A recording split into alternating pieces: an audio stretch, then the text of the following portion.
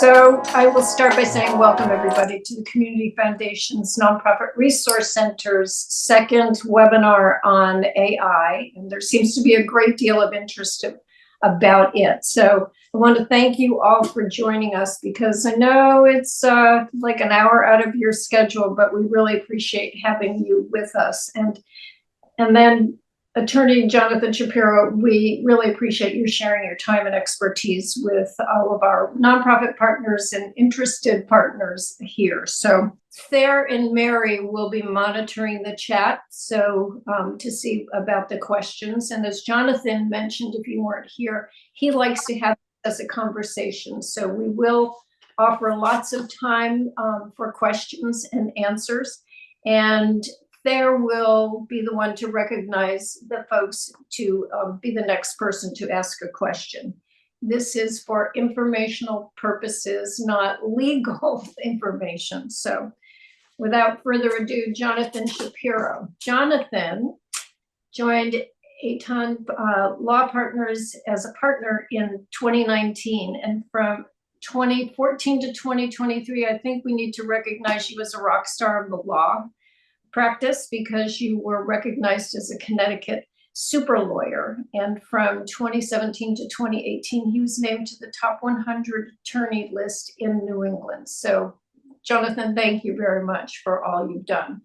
And also, Jonathan is past president of the Connecticut Bar Association. When you have your spare time and when you are working, you represent individuals and businesses with a variety of industry practices. But I also want to thank you because you do represent nonprofits and you represent them well. So thank you. And this year, I think I have the year right, or maybe at the end of last year, Jonathan, you were appointed as co-chair of the Connecticut Bar Association's Generative AI Committee. You got it right. Was it? Okay, so I'm glad that I got all of that right. So enough about that, but welcome to you, Jonathan, and you kick it off, and you and Thayer were in your hands. Thank you so much, and I appreciate being here and having the opportunity to speak to you all. As Cynthia mentioned, I am the co-chair of the Generative AI Committee for the Connecticut Bar Association. It's a brand new committee. Why? Because this is so brand new for many of us, including the bar association and other industries across the country. And I'm going to talk about a couple of themes as we go on today. AI is not new. It's been around at some level since the 50s. Generative AI, which is really what the hoopla has been all about. That's kind of the avalanche of information that's really spearheading a lot of this interest from across the country, certainly in Connecticut and certainly among a lot of my clients. And so I wanted to start briefly with, I know everyone knows this, but I'll still kind of cover it. What is artificial intelligence? So AI, it's a development of computer systems or machines that have the ability to perform tasks that typically require human intelligence. That's a very broad definition. It doesn't have one set of definitions. People are defining it in different ways. Congress defined AI as a machine-based system that can, for a given set of human-defined objectives, make predictions, recommendations, or decisions influencing real or virtual environments. There's a case out back in 2020, and this is again one of these themes, and some of you probably may know this. The law sometimes lags behind in technological advances. It's always playing a little bit of catch up with the Bar Association and other courts investigating AI and generative AI right now. We're trying to keep up. But back in 2020, a court out in California, the Northern District of California, the federal court said, AI may not be capable of being proven true or false based on how one defines artificial intelligence. I don't know what that means. I don't know what the court was trying to get at, but the point is AI is an evolving term. It's an evolving technology, and it's something for us to all be aware of. We all use AI in one facet or another in our daily lives, whether we realize it or not. And sometimes there's a knee-jerk reaction out there when you see new things, and generative AI has produced some of that. And part of the reason I'm giving a little bit of this backdrop is we've seen it happen in some of the court systems. We've seen it in some schools. make broad uses and broad bans even on some AI uses because they don't quite understand the distinction between AI or generative AI, or they're not really thinking about the issues. So we've seen it in a couple of schools out there. We've seen it in a number of industries where there are bans to using AI. Someone may develop an office policy, you can't use AI. Well, what does that really mean? Again, we're using AI every day. Everyone has their cell phones out there, right? Everyone has their Apple phone. They've got Siri, you've got Alexa. Those are all AI features. That's using AI. When you're typing in Microsoft Word, you're using AI. When it starts auto-populating what you might be writing, it gives suggestions, spell check, grammar check. Those are all different types of AI functions. Google Maps, navigation, just searching Google, those all use AI. So you're already using AI on a daily basis. And again, we've seen this happen where someone will flat out ban the use of AI. There's a court that a judge banned the use of AI. Well, what does that mean? Does that mean you can't use Microsoft Word now?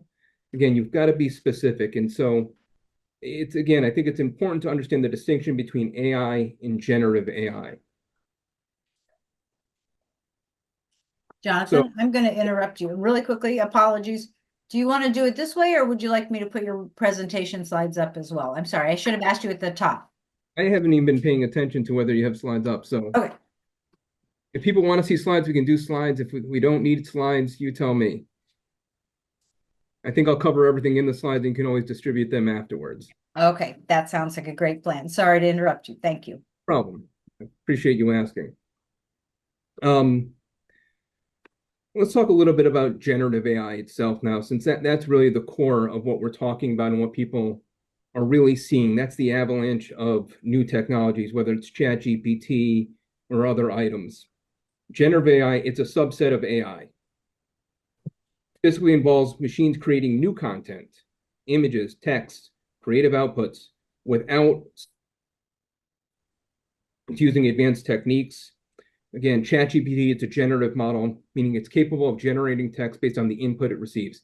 You ask it a question, it can spit out an answer, and not just an answer, but generate the content. So again, you ask it to, you want a contract, for example, and you can do this with ChatGPT. You ask it, hey, I need an agreement about, pick anything out there. I'm buying a car and I want a contract to sell my car to a friend of mine, and here are the terms. It'll generate a set of terms for you. It may not be good terms. You may not know the difference between whether it's good or bad for you, but it can spit out that content. That is generative AI. I'm sure a lot of you have seen the stories out there of songs, that come out there by artists, or purportedly by artists, but using what an artist's library of information is in generating new content based on that information. We'll talk about that in a little bit more detail later. Those are all forms of generative AI as opposed to just AI. I'm going to talk about a couple of themes. One of those themes, again, is the law sometimes lags behind. The other part, and this is, I think, a key rule for anyone using generative AI. Generative AI, in my opinion, again, I'm just one person out there, what you're using for generative AI is as good as what it's drawing the information from. So what do I mean by that? So ChatGPT, for example, when you use ChatGPT, it's drawing from the internet as a whole. Doesn't have an isolated database of information from what it's drawing from. And some of you may have seen some of these stories out there about lawyers getting in trouble. There's been a few of these instances where a lawyer looked up law based on from ChatGPT and asked it a legal question, and it spit out an answer. It cited cases, and the person submitted it in a brief to the court. And guess what? It was wrong. It wasn't accurate information. It wasn't real cases that the generative AI spit out, that ChatGPT spit out, and they got in trouble for it. So the point of that, though, is when you pull out from the open internet, you may not get back good results. What you're seeing in a lot of industries, we are here at my law firm, we are doing this right now. We've tested it. We have not rolled it out to my firm yet, but we are developing our own internal ChatGPT. type instrument. What is that? We have policies and procedures at my office, and you got to go to your handbook. You got to look up your policy or procedure. You go down the hall. You ask someone, "Hey, what are the wire instructions? How do I get into the New Haven office?" You name it across the firm. There's a registry of that information somewhere. Sometimes it's written in a policy manual. Sometimes someone just knows it in their head. So what we're developing internally here is our own chatbot that does just that. You just ask it the question, "Hey, can you give me directions to New Haven, to the New Haven office?" And it spits it out for you. What's our policy on vacation time, for the benefit of our employees? Ask it, it spits it out for you instead of fumbling through. Kind of a simple use, but at the same time, it produces accurate information. And I know there's law firms that are developing it. Some have already rolled it out. I know businesses that are starting to generate those as well. And those are some of the exciting possibilities that you get from generative AI. So let's talk a little bit about AI and the law. And I'm going to feel like I'm going rapid fire a little bit. Are there any questions so far? I want to monitor in case there is. Not yet, but but that's a great opportunity to jump in and remind everyone that if you use the raise hand icon or just type your question into the chat option, and we will keep an eye on that and graciously interrupt periodically as those come through. I actually do have one question, if you don't mind. Sure. Kind of this what you're heading up, or the new, I don't know what you call it, a council, or is it for protection for the attorneys, law firms themselves, or is it kind of a think tank for how ultimately law will be guided prospectively? The committee that I'm co-chairing, you mean? Yes. Yeah. So we're looking at that committee's charge, and we weren't given a formal charge. We got to develop it ourselves. So it's multifaceted. It's not one topic. It's AI and the law. What are the legal implications of using AI? It's to benefit lawyers, informing lawyers about AI. We're developing a number of continuing legal education programs for the Bar Association members to attend and learn themselves about what AI is and what the opportunities are. To the extent there may be legislation proposed or otherwise, we may or may not weigh in on those things.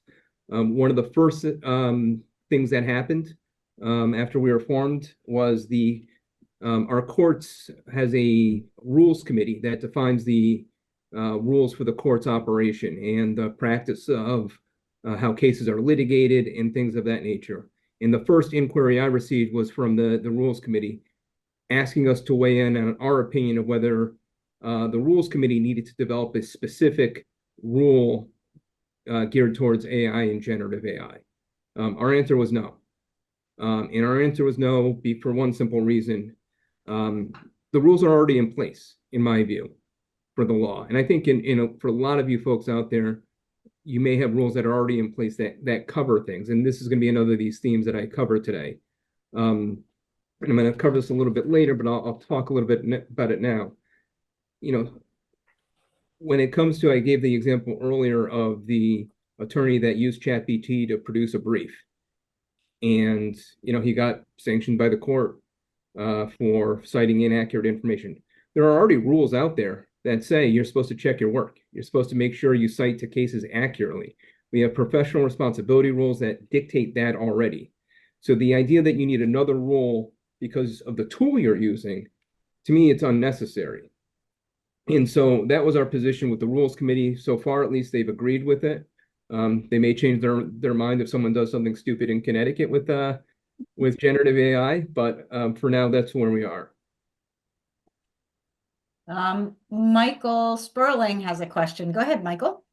Do you think that this will open the floodgates for a new generation of attorneys who will understand the technology and who have grown up with it compared to the older attorneys who maybe some are still grappling with technology? So it's interesting when on our committee, we have a broad range of attorneys, from small firms to large firms, some of the biggest firms in Connecticut. And the interest level of the attorneys is across the board. There are old attorneys or older attorneys that embrace it and love it and can't wait to get their hands on it. And there are young attorneys that don't trust it at all. So it's I think there's a spectrum like anything else. In terms of younger attorneys in particular, what I think is going to happen, and we say this, there's been talk of, is AI going to get rid of lawyers? The answer is no. You'll always need a lawyer at some level. However, lawyers that use AI will probably have an advantage. Again, it's another tool in your arsenal that you can use to benefit your clients. I'll talk about little specifics about that in a little bit, about how we're using it internally here, that I think gives us an advantage from those that may not be using it now. And so what we say about young lawyers is,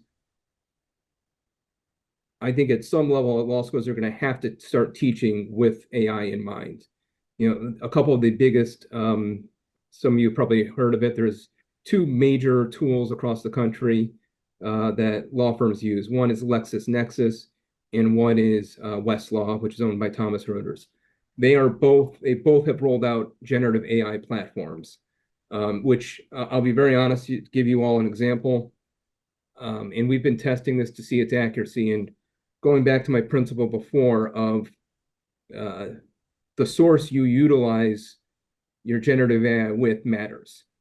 So we were talking a little bit earlier about ChatGPT and the fact that when you pull cases from ChatGPT, you may not get accurate information. It could create, as they call, hallucinations. When I use our tools that we have, and there's two that we've used, one is called Co-Counsel, which is through a company called CaseText, which quickly got bought up for a lot of money by Westlaw.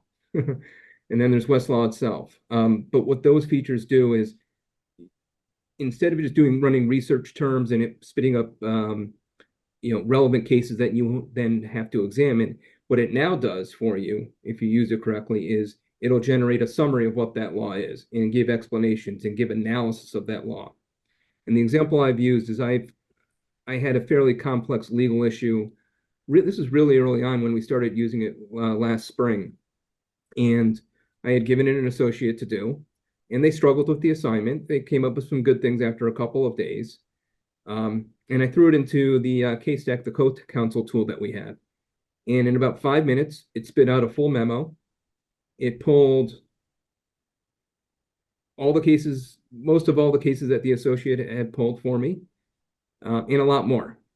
And it also gave new ideas of how to think about the issue that we were researching at that time. And so what I got in 10 minutes of using the AI function of this research tool took an associate hours and hours to do, and I got better results from the AI tool. So if I can give that to an associate that can do it and use that tool appropriately, it's going to make everything that more efficient, including the attorneys that are using the tool. But don't you have to then use a good deal of time to validate the cases that they've given you? You're doing that anyway. Okay. That's kind of my point. You're supposed to be doing that anyway. That's always a part of it. It's pulling and gathering that information for you first, and having it at your tips, as opposed to spending hours and hours just trying to find the right cases and going through them all. This now gives you a pool of cases that they think are the main cases on the issue. And from there, yes, you need to still read those cases. You can't rely on just what it says. Again, that's my point of, you don't need a separate rule on AI. You've got to do your job anyway. Mm-hmm. Jonathan, really quickly, we had a great question come through. The case that you were referring to where the attorney used ChatGPT incorrectly, shall we say, everyone would like to know, how did the court find out? They check the work. They check to Okay. make sure those sites are accurate. Mm-hmm. And again, when we were using it early on, and it was before the Co-Counsel came out, this tool that we were using, we would use ChatGPT. It sounds very convincing. I remember my partner sent me a memo that he got from ChatGPT. He was blown away by it. And I said, that case doesn't exist. So, again, it comes across authoritative. It comes across as if it's something accurate, but it may not be.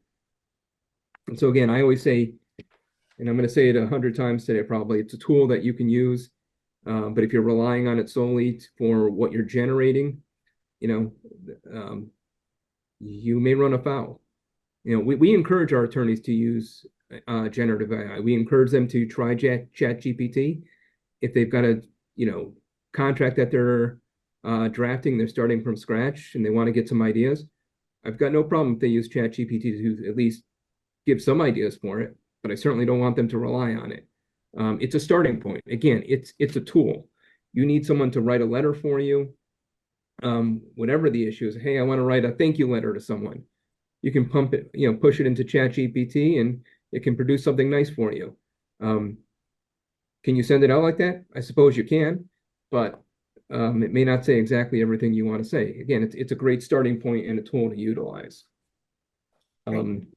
Since we're on the ChatGPT, the other thing I'm going to just talk about very briefly with it is it's also a tool you need to know how to use.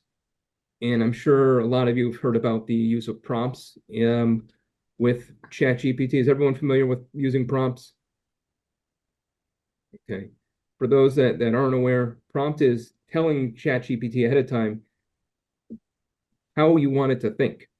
So, for example, in our case, you're a transactional lawyer. This is the type of deal you have. Now, as lawyers, and this is a rule we have in our policy of you can't put client information in there because you don't want it out on the internet. You've got to be general and vague. That's a rule we have internally here. But you can tell it some of the main points that you're trying to deal with and you're negotiating and ask it to, can you give me a clause on, you can ask it for a generative AI policy. There's a lot of things you can do with it, but again, prompting it first and giving it that background and following up with it in a conversational manner, that's the best use of how you use the generative AI tools. Even on our research tools that I was talking about that we utilize, whether it's Westlaw or the Co-Counsel, it allows for follow-up. So you may put in a research inquiry to start. You may get a result, and then you can refine by asking a follow-up question. You may see something you like and say, all right, can you follow up on this? Again, that's part of the how do you use the generative AI functions. So I'll talk just broadly a little bit about the law and kind of where the law is. Again, when it comes to generative AI, the law sometimes lags behind and sometimes it tries to jump ahead. In the 2023 legislative session, there was at least 25 states. There could have been more. I can't say I got everything. Puerto Rico and the District of Columbia that introduced artificial intelligence bills. 18 states and Puerto Rico adopted resolutions or enacted some type of legislation. Even Congress has gotten involved. They've introduced resolutions on AI. Ted Lieu out of California introduced a resolution back in early January, saying, resolved that the House of Representatives supports Congress focusing on AI in order to ensure that the development and deployment of AI is done in a way that is safe, ethical, and respects the rights and privacy of all Americans, and that the benefits of AI are widely distributed and the risks are minimized. So what kind of laws are we seeing out there right now? So I'll give you a couple of examples. Here in Connecticut, Connecticut required that the Department of Administrative Services conduct an inventory of all of its systems that employ artificial intelligence and are in use by the agency starting February of this year to perform, and this is a ongoing issue that you're going to see in generative AI over and over again, to perform assessments of systems that employ AI and are used in our state agencies to ensure that none of those systems result in unlawful discrimination or disparate impact. That's put into place. Louisiana adopted a resolution, and I'm going to come back to that topic because I think it's a very important one for all of you here. Louisiana adopted a resolution requesting the Joint Committee on Technology and Cybersecurity to study the impact of AI in its operations, procurement, and policy. North Dakota enacted legislation defining a person as an individual, organization, government, political subdivision, or government agency or instrumentality in specifying that the term does not include environmental elements, artificial intelligence, and animal or inanimate objects. So AI is not a person. So if your AI one day wants to get recognized as being a person, it's funny. Everyone see the movie Ted with the bear in Ted 2? There's a challenge of whether he was a person in court. Yes. It kind of reminded me of that. So AI is just like Ted from the movie. So right now we've got an election, a big election year coming up in 2024 with the presidential election. There's a lot of legislation out there being proposed geared around elections, including the restriction of the use of AI in political campaigns. California, Texas, Michigan, Washington, and Minnesota all have some types of laws in place. And what they would do is effectively, what's one of the big topics out there in any political campaigns other than a hot mess right now, which is, fake news, misinformation, whatever you want to call it, disinformation, pick your word, but effectively banning AI making those types of political tools, and requiring the disclosure when the technology is used to make images, video, or audio candidates. There's been some lawsuits already out there about the use of AI producing inaccurate information. There's a radio host and figure, I hadn't heard of him, Mark Walters, maybe some of you have. In June of last year, he filed a lawsuit against an AI company. He sued the OpenAI for libel after its ChatGPT generated a fabricated complaint containing allegations against him for fraud and embezzlement.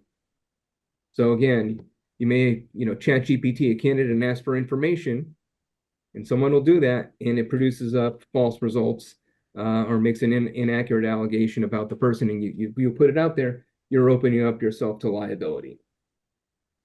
The estimate right now is that these types of bills is going to impact, half of our electorate, and in my view, probably more at the end of the day. I was talking a little bit before about our court system. Judge Brantley Starr out in the Northern District of Texas, he requires attorneys to now file a certificate to indicate either that no portion of any document that they filed was generated by an AI tool like ChatGPT, or that a human has checked any AI-generated text that's used. The U.S. Court of Appeals for the Fifth Circuit has proposed a similar rule. Again, my view, a rule like that's not necessary, but some judges find that it is, and guess what? They get to run their courtrooms and put those rules in place. But again, you already have that obligation to make sure your work is accurate.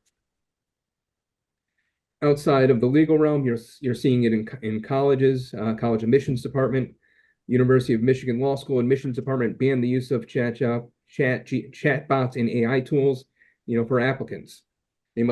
Candidates for law school must certify that they did not use any AI tools to draft their applications. So again, you've got to submit an essay with your application. They want to make sure that you're generating that content yourself. You're not putting it out there. And turn a little bit to the workplace, and I'm going to get back to lawsuits in a moment. Again, we're already seeing it here in my firm. We're working on chatbots for ourselves internally. Where else can AI be used in the workplace? There are tools for screening candidates now that you may be interviewing for different job functions. You can use it internally for surveys, for benefit information, virtual assistants, translations. There's a host of applications for it in the workplace. What are the risks of using it in the workplace? Talked about one already, discrimination. I think that's probably one of the number one concerns of everyone out there when it comes to using AI in the workplace is what are the risks of it leading to a discriminatory action? Because at the end of the day, and again, this is going back to my mantra here of we already have rules in place to govern this. We already have rules in place that you can't discriminate against applicants. You can't discriminate against your employees for protected classes. So if you're using an AI tool that does that, whether you realize it or not. You're still going to be responsible for that at the end of the day. And it's a high risk of concern. It's particularly a risk of concern because, and there's been studies on this as well, that some of these generative AI tools, and I'm saying it's true or not true, but there's that concern that there's some inherent bias in those tools. And where does that come from? Comes sometimes the people programming them is what they say. So that's something that you have to be very mindful of if you're employing tools for screening or evaluating employees in the workplace. We talked a little bit about this, intellectual property rights. Who owns things? There's already been a determination that generative AI cannot get a copyright. It can't own intellectual property.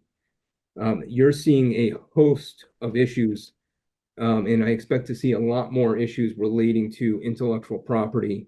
And because it's new, we don't have definitive answers yet on how that's going to lay out. But what we do know is if you plagiarize because you use ChatGPT or some other generative AI function, it's still plagiarism. So if you're creating a document, if you are an author and you're writing a book and you rely on ChatGPT or another tool and it ends up pulling something that can hold you responsible for it because it's plagiarism or violates a copyright, you're still responsible. Images. This is one of those things that a lot of people have probably had some exposure to if you run a business where you put images on your website. And there's a couple of law firms throughout the country that'll send you a notice saying that you violated their clients' copyrighted images by putting them on their website without paying them a license fee. I don't know how many have seen that. I've had a lot of clients approach me about it over the years. To the extent you use any generative AI to produce images, and it produces an image that's already out there, you're subjecting yourself to liability for doing so. Those are all areas of concerns. How do you protect yourself against that right now? It's a good question. You know, it's trusting that tool that you're utilizing and knowing I think the strengths and weaknesses of that tool. I'm going to pause here. Does anyone have any questions? I feel like I've covered a lot and want to give, again, an opportunity for some questions. Yeah, I've got a question about intellectual property. Political cartoonists are pretty much concerned about people using their intellectual property. However, if you use a piece of it and you also give credence to it, you footnote that you've taken it from them, there's no law against that. I believe. I think you can use pieces as long as you footnote it. So where is the line drawn between how much you can use of I assume the law already exists along those lines. So it does exist, and it's the concept of fair use and what's a fair use of whether it's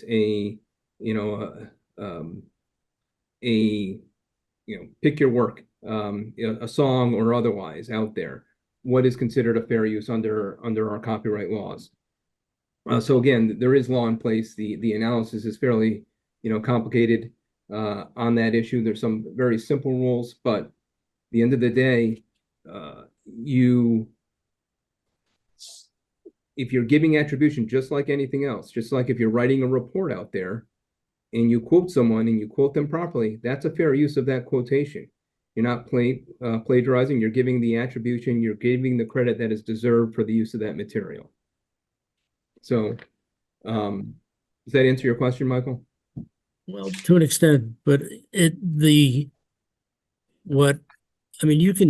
I could take, I had an English professor once who told me the way to write a report was to quote somebody with one or two paragraphs and then and give the attribution, but at the same time, then write a very short paragraph about an analysis or a repeat of what they said, and you can create a large report that way.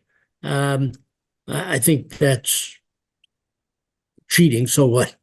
But at the same time, I'd be concerned if somebody was using a lot of what I produced and did the attribution. I don't know. I guess I get concerned that how much of it is, as you say, it's fair, but what's fair? And I don't mean to be flippant when I say it. That's why we have courts at the end of the day to litigate issues and decide what, again, under the fair use doctrine for copyrighted materials, you can use quotes, you can use commentary, you can use criticism, you can make, use news reporting, you can give scholarly reports, those are fair uses of that information. Under copyright law, so general themes of a story, having a hero and having a villain, those are not protectable elements. When you get into the details of those characters, those are protected elements. What is the level of detail involved? And at the end of the day, again, when there's a line, where does that line draw?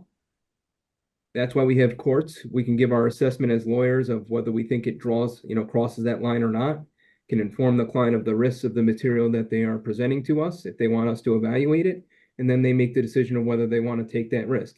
And if they get sued, at the end of the day, it's going to be left for a court to decide that issue of whether that line was crossed.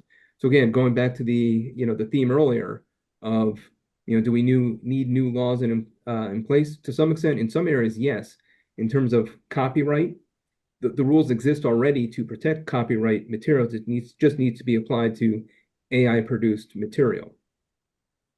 So basically, what you're saying is, number one, AI is not new, which I agree. But number two, you're saying that all the laws really already exist to protect you against what AI could produce. I won't go that far. I'll never give an absolute that all laws exist. Well, that's an attorney's answer. Exactly. Well, look, there are some new issues with privacy concerns that are going to be raised, data used. Those have all been developing areas, and I'm not going to touch too much on privacy issues because that is an entire bucket in and of itself of information. I think you can have a whole seminar on that issue alone in AI and privacy issues. But what I am saying is the general rules exist for a lot of areas covered by generative AI. It's being cognizant of it, recognizing it. Do you need a policy around AI? Yeah, we have a policy here in the office of what we want our attorneys to do and not do. At the end of the day, a lot of them are common sense rules, in my view. They're not new, from my standpoint. It's that I think is the distinction. Are we going to need some areas around AI specifically in some specific laws? I'm sure we will. The problem is, and again, this is kind of going back to the theme, a little bit of the law sometimes lags behind a little bit. Sometimes you don't see all the problems until they happen. I did want to talk a little bit about, and this is kind of a good segue into it, is what are our liability standards? How does that apply for, negligence or, out there, for a lawyer? Right now, is it best practice to use generative AI in your legal practice? And have you committed malpractice if you don't use it? I wouldn't say that happens at this point in time by any means. In 10 years, if you're not using generative AI, if it continues to develop, are you meeting the standard of care for our clients? I think there can be an argument made down the road that may happen. But we're not at that point yet. Google actually kind of addressed this issue about liability standards. And what it said was, Google recommends a cautious approach for governments with respect to liability in AI systems, since the wrong frameworks might place unfair blame, stifle innovation, and even reduce safety. we're talking about, larger scale car manufacturers and things of that nature. What safety tools are they employing? And have they failed to meet a standard of care if they don't use some AI, generative AI or other AI function in there? Any changes to the general liability, these are not my words, any changes to the general liability framework should come only after thorough research establishing the failure of the existing contract, tort, and other laws. We don't know what that standard is yet, and I'm not going to sit here and profess that we have all the answers and we know right now. Just like medical technology, for example, what was the standard of care for a doctor 25 years ago, 30 years ago, is much different than the standard of care now. What test did the doctor run? How did they do it? The world constantly is evolving. When it comes to generative AI, in my opinion, this is just my opinion, is it what's the word? A flashpoint moment in time? And I think the answer is yes. I think the generative AI technology has the ability to change the landscape of the legal profession, but also many other professions. If you listen to some folks out there, and I can't remember who said this, it was a seminar I went to about 4 years ago. And I'll never forget this quote from the guy, even though I can't remember who said it. He was talking a little bit about generative AI back then. And his prediction was that the generative AI would reduce our employment by about 25%. Where is that coming up? Transportation, for one. The automation of our transportation system, deliveries from trucks, things of that nature.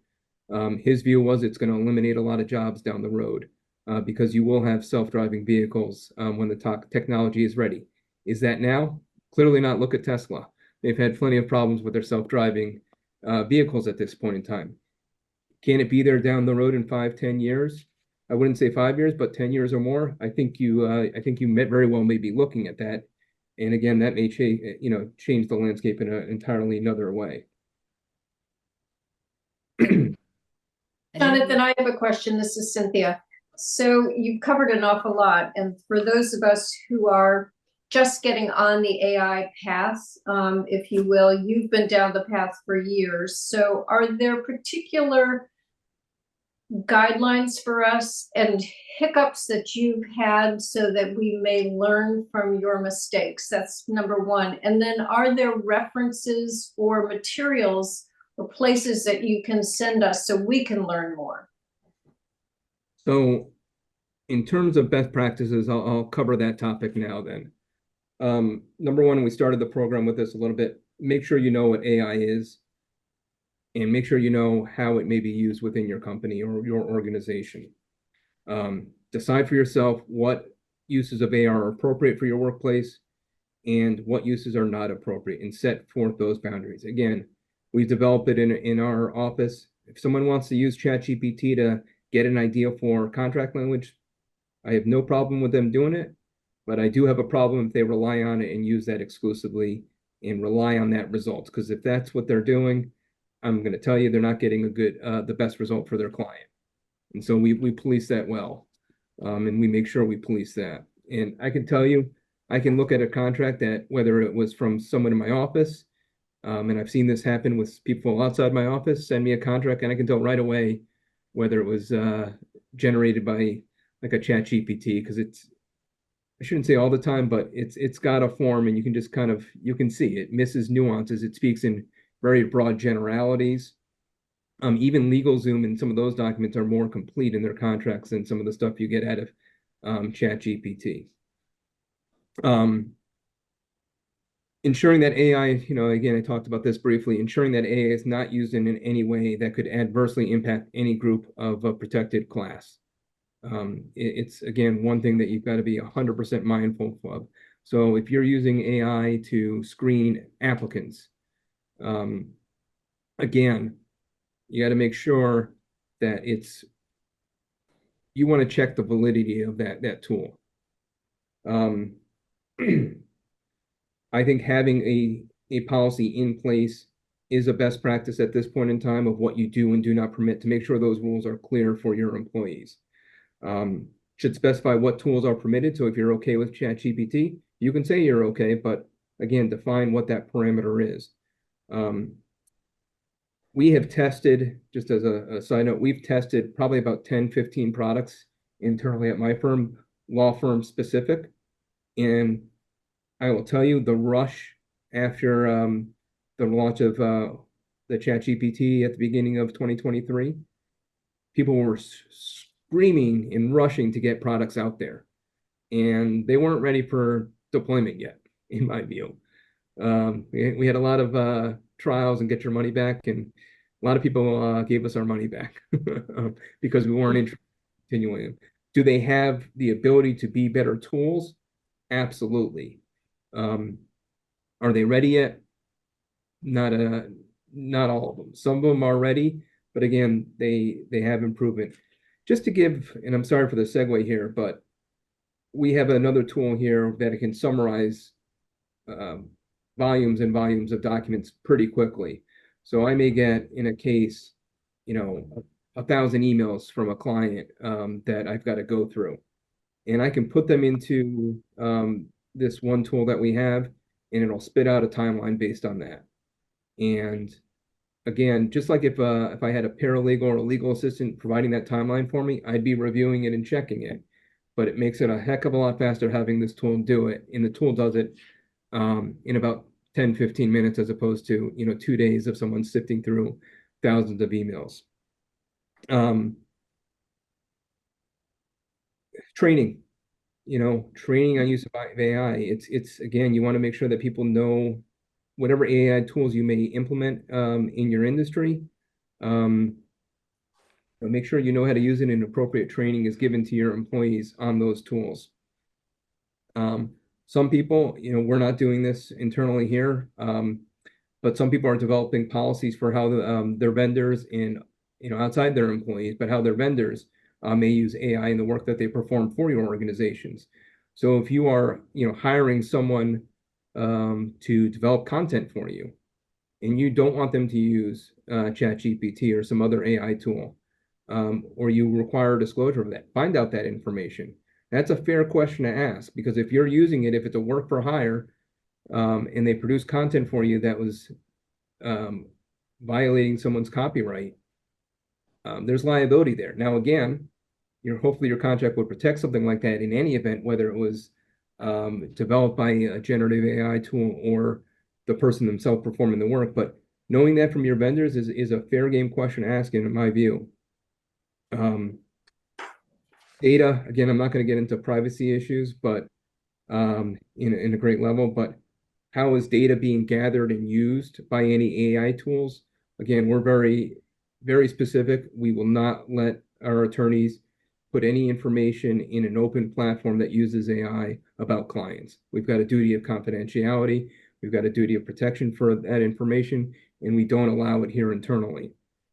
But knowing how, if you put content out there, how is that, whether it's ChatGPT or another AI tool, how are they using your information? What uses may they have with it? Knowing that is vitally important. So those are some of the things that I've been saying to clients that they have to keep in mind. So Thank you. thank you. Todd, you have your hand up. Question? Yeah, I do have a question. I mean, flashpoint, I think, is the best word. I'll just I'll quote you on it. But I was thinking, for discrimination hiring practices, often companies will outsource their screening, which is clearly done by someone who's using AI, and then they may have their own screening from there. Where does this liability end? I mean, are people really going to be required to review the AI of their own vendor? I mean, it just seems like this is nebulous. No, I mean, because my viewpoint, again, I feel like we have the rules in place there. In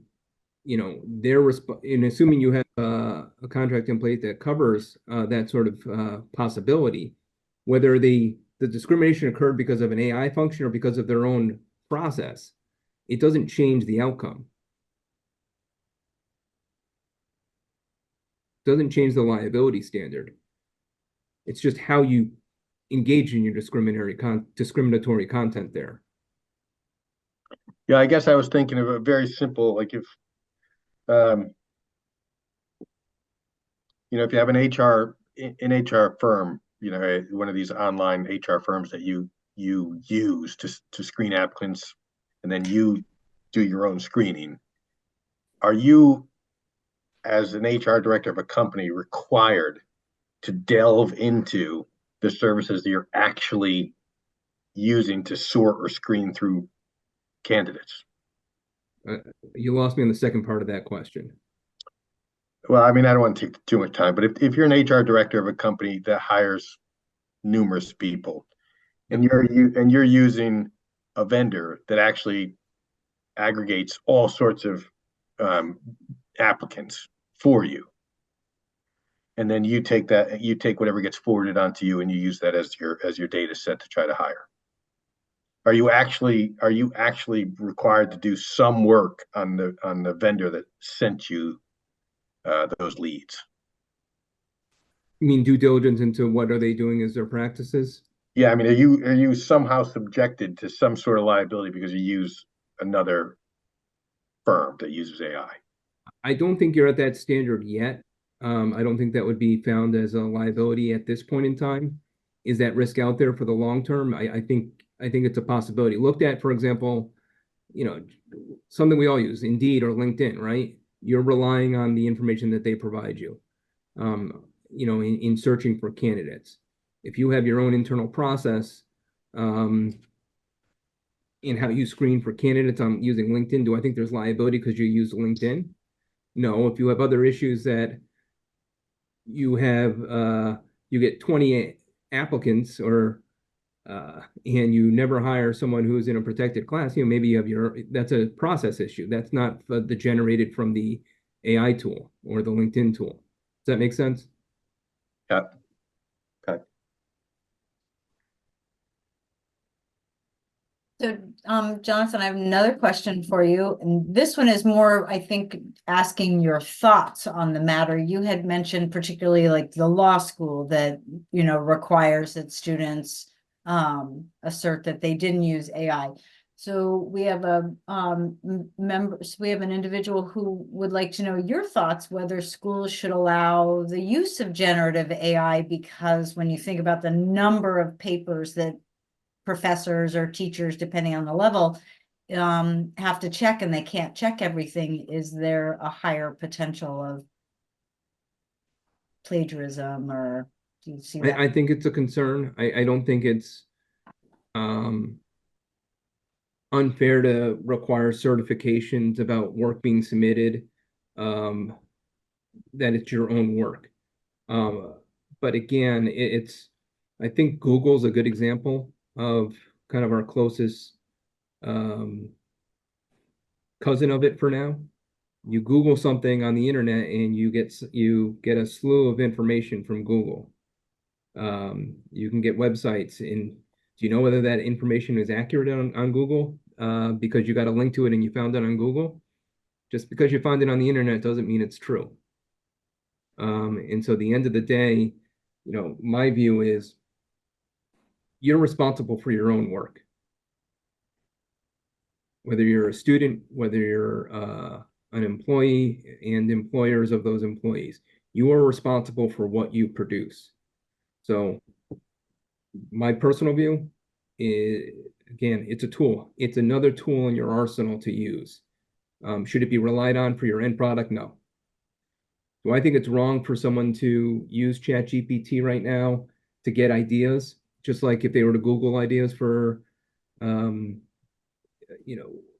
pick your avenue, Google for cars, what kind of car do I like, getting ideas? No, I think it's an idea generator. It helps you think, but should you exclusively rely on anything you produce, anything you get from it?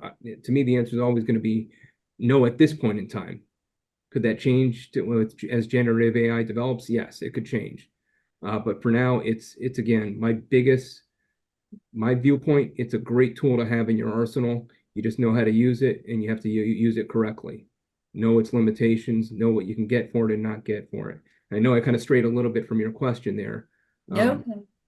But I feel like if a professor wants to make sure that their students aren't using generative AI to develop content, to me, that's the prerogative of that professor.